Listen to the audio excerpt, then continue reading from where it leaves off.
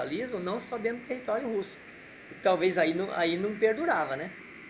Porque ela tendo várias outras nações juntas, ela teve uma diversidade de produtos que ela transitava dentro de todos os países, né? Aí eles tinham troca de comércio entre eles. Mas o mundo capitalista bloqueou demais a Rússia também. Aí os Estados Unidos comandavam um lado, a Rússia do outro, a União Soviética do outro, mas aí não tiveram relações comerciais. Tiveram mais vigilância um do outro do que relações comerciais, né? As relações comerciais começam a abrir a partir de 1990 ali, que começa então algumas relações comerciais com os capitalistas. E aí ela vai se abrindo, né? E talvez a Rússia fazendo comércio com o mundo inteiro quase, né? E depois a China também vai acompanhar isso, né? O capitalismo era o mundo inteiro. Isso, ainda é capitalismo no mundo inteiro. Mas o bloco socialista foi quase todo, tirando o Japão ali, tirando o Japão lá do Oriente, todos os outros eram socialistas. Né? A Rússia conseguiu aglomerar todo aquele povo, a Coreia, o Vietnã, né? A China.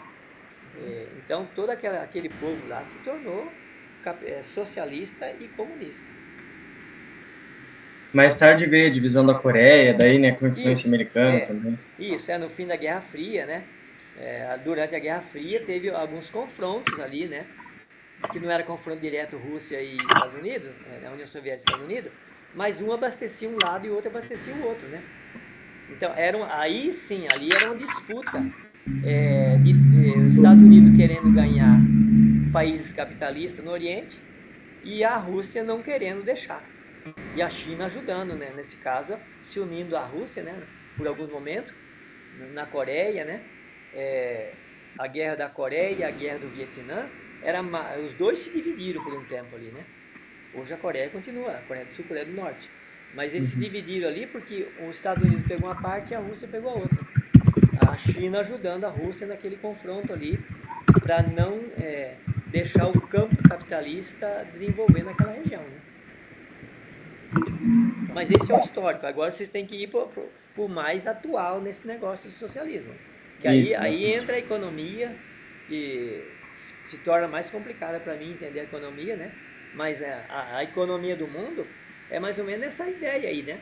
O capitalismo, que parece que sempre existiu, mas o que sempre existia? A propriedade privada, né? A propriedade privada só modificou durante o Império Romano, né? E durante grande parte do Império Romano não se conhecia a América, né? Durante o Império Romano inteiro do Ocidente não se conhecia a América. Agora, durante o Império Bizantino, que é o império mais do Oriente, aí já a América estava conhecida. Mas então, esse modelo de capitalismo e socialismo, ele vem depois, né? Então, depois do Império Romano, terminando o feudalismo ali, terminando a Idade Média, 1450 por ali, já começa a modificar um pouco, né? Mas o capitalismo ele só vai ganhar força mesmo na Revolução Industrial, certo? Quando começa na Inglaterra, com um modelo também assim, tira os camponeses da terra e vai criar ovelha para fazer a lã. Esse é o primeiro passo, né? Dentro da Inglaterra. Vai criar ovelha para transformar a lã no tecido que as fábricas precisavam. Então eles estão saindo daquele modelo artesanal, né? Para o manufaturado e depois para a fábrica. Quando começa a fábrica, então é uma explosão vamos dizer, dos burgueses que já estavam na cidade grande fazendo um tipo de comércio, eles vão investir na indústria. Investindo na indústria começa a crescer o modelo capitalista, né? E esse modelo capitalista tem várias fases, primeira Revolução Industrial, segunda Revolução Industrial e terceira. Aí ele vai avançando para a Itália, para a Alemanha, para a França, né? Aí a Europa inteira está dentro desse contexto de industrialização e capitalismo. Só que mesmo essas nações ficando ricas com o capitalismo e com a indústria, elas mantêm uma sociedade alta entre, vamos dizer assim, os donos de fábrica e os funcionários, e por um longo tempo os funcionários estão na miséria. Certo? E tanto, até dentro da Inglaterra, que os camponeses abandonaram a lavoura, forçado pelo início do capitalismo ali, eles foram morar na cidade, mas não tinha propriedade, né? Morava precariamente, tinha emprego precário, e aí o capitalista está enriquecendo e mantendo uma sociedade nivelada, pobre, na pobreza. Como mão de obra. Aí é que entra explota. as ideias de Marx, né? Uhum. 1780 já tem a 1760, dali para frente tem já a indústria. Aí, a partir de 1850, Marx e Engels tá ali no fervor dos pensamentos sociais da sociedade e percebendo a perversidade do capitalismo. Por isso que eles começam a criticar o capitalismo, que não dá espaço para aquela grande massa da população sair da miséria e da pobreza, sempre mantendo a grande massa na pobreza. Por isso que as ideias deles fica fácil de entrar em alguns campos na Europa. Embora alguns países sempre se mantiveram longe do socialismo, né? Tanto a Inglaterra, a França, a Alemanha naquele tempo. Hoje a França está mais um modelo quase igual ao Brasil, assim. Não é um socialismo, mas investe no social, vamos dizer assim, né? Sim. Alguns países conseguem fazer um misto disso aí, né? É claro que o Brasil tem um monte de medo. Toda essa força da direita querendo que o Brasil vai ser comunista. Não, o comunista não vai existir mais. Dificilmente vai existir um comunismo, né? Mas algumas nações estão se adaptando para fazer um misto entre capitalismo selvagem e socialismo. Percebendo assim que no capitalismo selvagem a população fica sempre na miséria, né? É claro que para alguns é muito bom. Para alguns é muito bom. O Brasil está longe ainda de ser um país socialista. Está longe disso, né? Vamos dizer, tem quantos mil ricos tem no Brasil? 140 mil, mais ou menos. Estão no topo da riqueza, né? E aí vem descendo e a grande população ainda continua na pobreza. Edgar, deixa eu te perguntar. Durante os governos, assim, os primeiros governos de fato implementarem o socialismo, ele realmente houve um crescimento da população, houve uma melhoria na qualidade de vida, uma igualdade social ali? No início houve, porque tanto a União Soviética como a China fizeram reforma agrária. Que as terras da Rússia e da China estavam na mão dos poderosos só. Então eram poucos que tinham terra. E esses governantes que entraram ali com o modelo de socialismo, eles tiveram a coragem de, praticamente, tomar a terra dos mais ricos e dividir para os pobres. Por isso que existe um grande enfrentamento na Revolução Russa, né? Quando a gente estuda a Revolução Russa, tem dois exércitos na Rússia, o exército branco e o exército vermelho. Quem que era o vermelho? O vermelho era do Lenin, mas era da pobreza, dos pobres, certo? Daqueles que começaram a ganhar a terra através da reforma agrária. E o exército branco era investimento dos de fora, dos imperialistas, que via aquele modelo perigoso dos ricos, do imperialista rico, né? A Inglaterra, a França, a Itália naquele tempo, alguns países de fora ali via isso aí como um modelo perigoso para o capitalismo, né? Então eles investiram muito tempo no chamado Exército Branco para tentar eliminar aquelas ideias do Lenin, depois do Stalin, de ir montar o socialismo na Rússia. Mas eles receberam a terra. A primeira atitude do socialismo foi a reforma agrária, tanto na Rússia como na China. Embora a China ela foi dominada por um tempo pelos imperialistas, né? A China foi dominada por muito tempo. Entrando no ano 1900, por exemplo, né? A China nunca participou de guerra. Se a gente vê, a China foi na Primeira Guerra Mundial? Não foi. A China foi na Segunda? Não foi. Mas a China vivia o seu mundo, vamos dizer assim. Uma guerra civil. Isso. Também teve guerra civil. Mas por que teve guerra civil na China? Porque era governado por imperadores, certo? As dinastias dos imperadores que governavam por muitos séculos. Monarquia. E esse imperador fazia conchave com os imperialistas de fora, certo? A Inglaterra, a Alemanha também, a Itália, os Estados Unidos. E essas nações grandes, que foram chamadas imperialistas, elas dominaram a China por muitos anos. E nesse domínio da China, eles tinham até os portos aonde ele pegava os produtos e trazia para as nações deles. Então tinha o porto inglês, britânico, tinha o porto americano, né? Cada um tinha os seus portos. Então a China também foi explorada. A China também sofreu com os camponeses na miséria e sustentando tanto a família imperial como os imperialistas de fora, né? E aí ela vai começar com os movimentos revolucionários, com a chamada revolta dos Boxers. E a revolta dos Boxers é a revolta dos camponeses, né? Que viram que perdurava demais a exploração dos imperialistas de fora sobre os camponeses, que tinham que produzir, e eles percebiam que toda a grande produção deixava o imperador mais rico e os de fora levavam a riqueza. Então, praticamente, os camponeses estavam trabalhando para países imperialistas, que não era deles, né? Não era da nação deles. Aí, a grande revolta que acontece é a revolta dos Boxers, que é a revolta dos camponeses. Ela ganha esse nome por quê? Que é a revolta do punho. Eles não tinham nem armas, né? Mas motivado pela qualidade de vida. Motivado pela indignação que eles viviam na miséria e na pobreza e não tinha terra. Eles eram empregados, né? Dos grandes milionários também dentro da China e do imperador, que praticamente dominava tudo, e não mudava, não tinha assim, até alguém explorando a nossa nação, né? Algum país de fora, mas não gera riqueza para eles, né? Hoje está um pouco diferente, né? As empresas investem no social dentro das nações, né? É bem diferente daquele modelo imperialista que explorou tanto a África como a Ásia, né? Aquela exploração lá era perversa. Jamais era para servir aquele povo, né? Jamais era para servir aquele povo, era sempre para servir. Então teve vários confrontos dentro da Índia, dentro da China, né? Com esses imperialistas. E aí vem então o socialismo dentro da China também, né?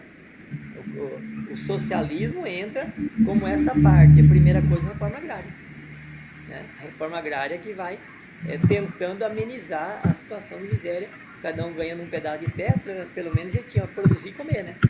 Essa que era a ideia, tanto da Rússia como da China. A reforma agrária que vamos dizer assim, é a base da mudança social, certo? Essa é a ideia mesmo. Se a gente fosse trazer para um cenário mais atual hoje, você diria que então, se a gente vê a Rússia, por exemplo, que é ali o berço do socialismo, ou até a Inglaterra, não existe mais um país que dá para nominar como um capitalismo selvagem, bruto, e um socialismo teórico, como era da época? Porque hoje em dia acabaram se mesclando muito, né? Por exemplo, tem a Coreia do Norte, que ela está muito fechada, né? Dá para dizer que ela ainda continua naquele capitalismo, naquele socialismo e comunismo perverso, né? Tem o país que teve esse dia o terremoto, o Myanmar, né? Myanmar também é um capitalismo fechado igual a Coreia do Norte.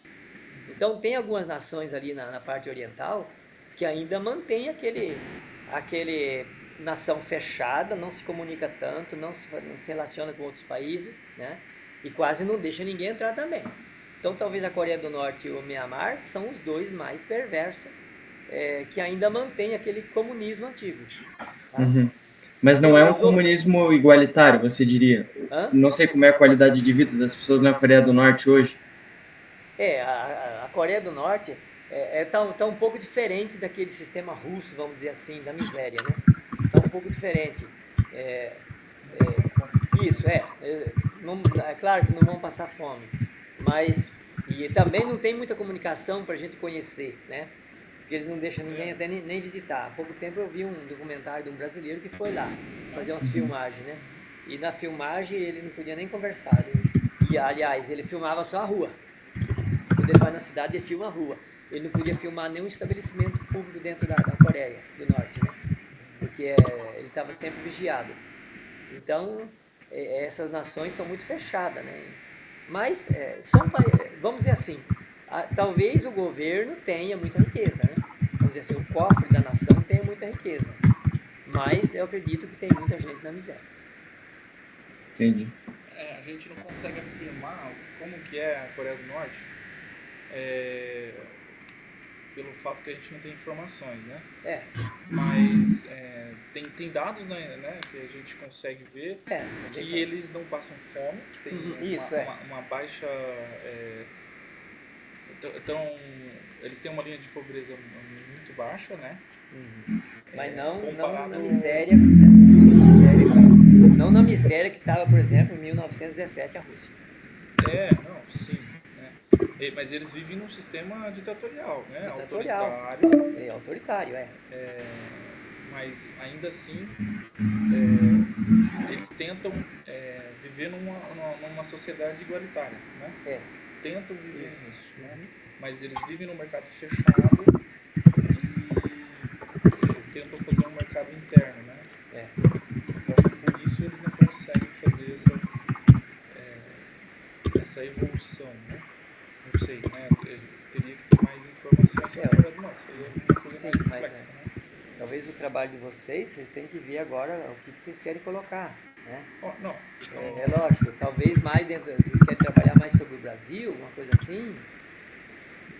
Eu diria que é mais um cenário internacional mesmo, né? Geral, né? Então, a gente pode fazer o seguinte, então. Vamos falar um pouco, então. Karl Marx, ele era... Qual é a formação de Karl Marx, por exemplo? Karl Marx, então, ele é um filósofo e economista, no caso, né? Sim. Estudou muito a filosofia, a economia, né? Isso. Então, a principal obra dele é voltada ao Capital, né? Estou tentando ler ele, mas não é fácil. Renan. É difícil. Então, é bem complicado. É uma obra muito difícil, mas ele foca muito em como é a vivência dele, e ele vive observando os sistemas de produção que tinha na Alemanha, na França e, consequentemente, também na Inglaterra, né? Sim. Então, ele foca nessa formação social em geral e da produção, e aí sim ele começa a definir as situações econômicas, né? Até o contexto histórico da Europa é complicado também para entender o contexto histórico, né, da Europa, porque vamos dizer assim, o modelo político europeu ele foi se mudando, né? Então, quando terminou ali, vamos dizer assim, quando termina ali o feudalismo, né? Quando começa, vamos dizer, a Revolução Industrial, nem a Alemanha tinha sua nação como ela é hoje. Porque a Alemanha também era um império. A Alemanha também aglomerava outras nações ao seu redor. Então, a Alemanha, quando Karl Marx está na Alemanha, naquele momento, a Alemanha não era a nação que é hoje. A Alemanha tinha uma união ali com a Prússia e com a Áustria, né? Existia um chamado império ali dentro, certo? Então, aí todo aquele império estava na mão, existia o imperador, e a crítica dele é o sistema político também, não é só o sistema econômico e social, Sim. o sistema político, né? Que definia, que definia a economia da nação, que mantinha também a sua população de qualidade baixa, certo? Então ele começa a fazer as críticas dentro da Alemanha. E aí não está servindo para o governo aquelas críticas que ele faz do capitalismo, daquela forma de governo, certo? Aí ele vai se mudando, ele vai para a Suécia, depois ele vai para a França, e da França ele vai para a Inglaterra. Na Inglaterra ele fica mais acomodado, mas também ele está percebendo que dentro da Inglaterra, aquele avanço da Revolução Industrial, ele está vendo que está mantendo uma burguesia que está crescendo econômica e politicamente, né? Está crescendo a burguesia, que é os comerciantes, fica se tornando riquíssimos, porque estão investindo na industrialização e mantendo a massa pobre da população. A grande massa é sempre pobre. Mas isso tem influência do Estado? O Estado acaba, o governo, né? A governança acaba investindo nesse sistema de produção privado, né? Isso. O governo, a Inglaterra sempre seguiu esse modelo, né? Começa com a industrialização, deu certo, porque a nação vai se tornando rica, né? Porque a Inglaterra, primeiro ela está rica com a navegação que ela fazia, era comércio. Com o comércio exterior da Inglaterra, o que ela fazia com os outros, ela acumulava capital. Né? Aí o que vai dar uma alavancada maior ainda é a Revolução Industrial.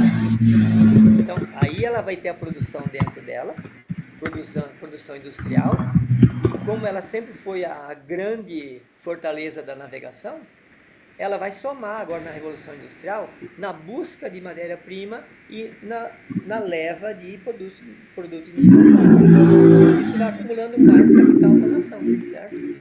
Agora, esse modelo da Inglaterra sempre permaneceu. Né? Já era monarquia lá no passado, né? Já era monarquia lá em 1500 e continua até hoje. Então, tá. Então vamos, voltando ao tema ali de Karl Marx, vamos entender uma das obras que é o materialismo histórico e a luta de classes. Então ele foca um pouco nisso, materialismo. Materialismo, se eu estiver falando besteira, você vai me corrigir. O materialismo ele vai focar no consumo, nos produtos em geral de consumo da população. Isso. Então isso é como se tivesse uma... Ele comenta o feticismo, né? Feticismo, que traz essa alienação, essa obsessão pelos produtos em questão, né? A chamada luta de classe aí, essa luta de classe, ela também é histórica, né? É a luta de classe. Se a gente voltar lá no passado, a gente vai ver lá que desde o Império Romano já tinha patrício e plebeu, né? A Inglaterra também segue o mesmo modelo, né? Então, dentro do socialismo, também há um enfrentamento. Por exemplo, existe o chamado socialismo científico e o utópico, né? Vocês já viram um pouquinho disso aí, né? O socialismo científico, aquele de Karl Marx, do Friedrich Engels, mas apareceu outros pensadores do socialismo que também aceitaram essas ideias sociais, mas aí ele ficou conhecido como socialismo utópico. Por que socialismo utópico? Porque existia a chamada utopia. Eles achavam que, como o capitalismo era considerado selvagem, explorava demais, eles achavam assim, a sociedade não vai permanecer sempre nesse capitalismo explorando a população. Então, esse que explora a população não vai permanecer sempre assim. Então, alguns ramos do socialismo diziam assim que, aos poucos, essa burguesia ia percebendo que precisava dividir o capital, certo? E eles achavam assim que, sem nenhum confronto contra os capitalistas, podia implantar o socialismo. E a população ia entendendo e elegendo governantes do socialismo sem nenhum confronto. Isso é o chamado capitalismo utópico. A utopia de que, através da negociação, através da política, se conseguia um socialismo e todo mundo podia servir dele. Já o capitalismo científico de Karl Marx e Friedrich Engels, que foi mais ou menos captado pelo Lenin, depois pelo Stalin, principalmente pelo Lenin, o Lenin tinha uma ideia assim, não vai existir socialismo sem revolução. Então, o capitalismo científico firmava qual a ideia? Para implantar um socialismo no campo, por exemplo, da Rússia, que é uma nação enorme de camponeses e territorial também, eles achavam assim, não se implanta um socialismo sem revolução. Por isso eles investiram na revolução também. E a Revolução Russa foi aproveitada naquele momento que a população queria tirar a Rússia da guerra, mas não era só tirar a Rússia da guerra. Não. A cabeça dos líderes era assim, vamos tirar a Rússia da guerra, mas nós vamos implantar um modelo econômico diferente, que é o socialismo. Mas para manter esse modelo econômico diferente, vamos derrubar os capitalistas. Vamos derrubar esses donos da propriedade. Mas como vai derrubar? Só através da revolução. Tanto é que eles vão há alguns anos nessa lida, né? Alguns falando, não precisa fazer uma revolução tornar uma nação socialista. Mas aquele Lenin, depois Stalin, dizia assim, não, só através da revolução. Por isso a União Soviética tomou algumas nações de volta à força, para torná-la socialista através da força. Né?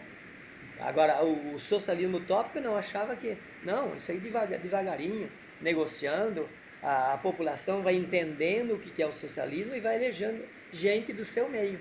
Né? Porque a ideia do socialismo seria assim, o proletariado chegar no poder. Né? Mas como é que o proletariado vai chegar no poder e com que força ele vai governar? É por isso que vem o comunismo. Entendeu?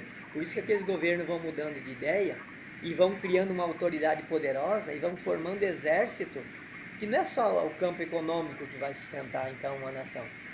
Só o campo, o proletariado ganha, elege um governante e esse governante faz tudo na paz, uma reforma agrária, divide os bens quase iguais para todos, sem nenhum confronto? Não. Então, por isso, tanto o Lenin como o Stalin, eles vão partir para derrubar os poderosos através do confronto. Então, é a revolução, só através da revolução que podia chegar no socialismo que queria, através das ideias de Karl Marx. Então, a luta de classes, ela se baseia, então, na força do povo que vivia um sistema exploratório. Isso, a luta de classes sempre existiu, né? Vamos dizer assim. Ela sempre existiu. Quando existe muito pobre, uma hora eles vão se rebelar contra os poucos ricos, né? É claro que em algumas nações às vezes nem acontece isso, né? E também isso remete à desigualdade social, né? Sim. Então, assim, a luta de classe ali, ela é muito vinculada à desigualdade social, porque a população vivia num sistema desigual mesmo. E o Marx, ele observava o que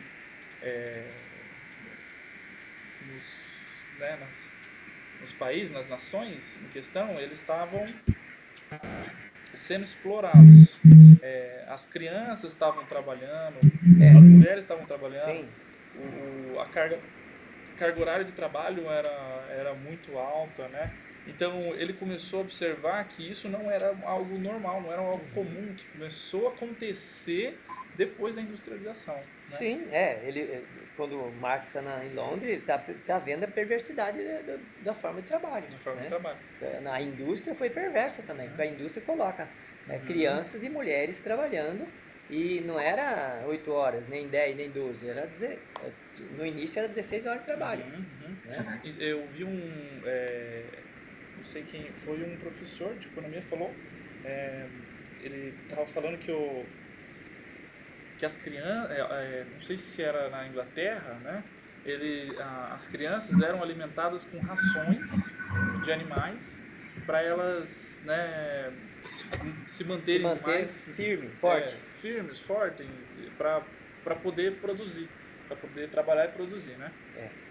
Deixa eu ver uma outra coisa que eu ia perguntar. Aí começam os movimentos operários, né? No mundo inteiro, né? Os movimentos operários é que vai fazendo força para ganhar mais condições de trabalho, né? Então essa desigualdade econômica, social e a luta de classe, ela se deve muito pela questão exploratória. Claro. E pelas cargas horárias que acontece hoje no Brasil, em vários lugares do mundo, estamos lutando pela diminuição de carga horária. Isso. Mas hoje ainda é mais escarado porque o nosso processo de nossa tecnologia, industrialização é muito mais autossustentável, né? Então ela é mais automática, né? Tem uma automação muito maior e isso consequentemente era para trazer uma melhor qualidade de vida, mas na verdade não. Está trazendo uma maior desigualdade social e a desigualdade, na verdade, ela só aumenta hoje, né? Então, na época, a desigualdade social só estava aumentando e é o que está acontecendo até hoje, né? Então, a desigualdade social ainda aumenta. Então, o ditado do rico fica cada vez mais rico, o pobre fica cada vez mais pobre, ainda é válido, né? Se a gente for fazer uma análise na economia brasileira, a gente está vendo aí que tem, vamos dizer, tem mais ou menos, tanto é a questão do imposto de renda, que o governo quer implantar o imposto de renda com cobrar mais dos ricos, né? Pessoal, só uma questão rapidinho. A nossa reunião ela vai acabar pelo tempo, por causa do Meet, mas eu já estou criando o link. Eu vou mandar outro link ali já. Então vamos fazer o seguinte. Acho que vocês têm que diminuir essas questões que estão muito dentro. Tem muitas questões dentro desse trabalho de vocês. Ixi, já acabou. Acabou. Achei que era 1 minuto. Ainda bem que ele viu, Renan. Mas tá bom, Renan. Vamos fazer o seguinte. Tenta canalizar mais denso, um pouco mais fechado. Não abre demais isso aí, né? Eu gravei aqui, então assim, eu vou pegar algumas partes que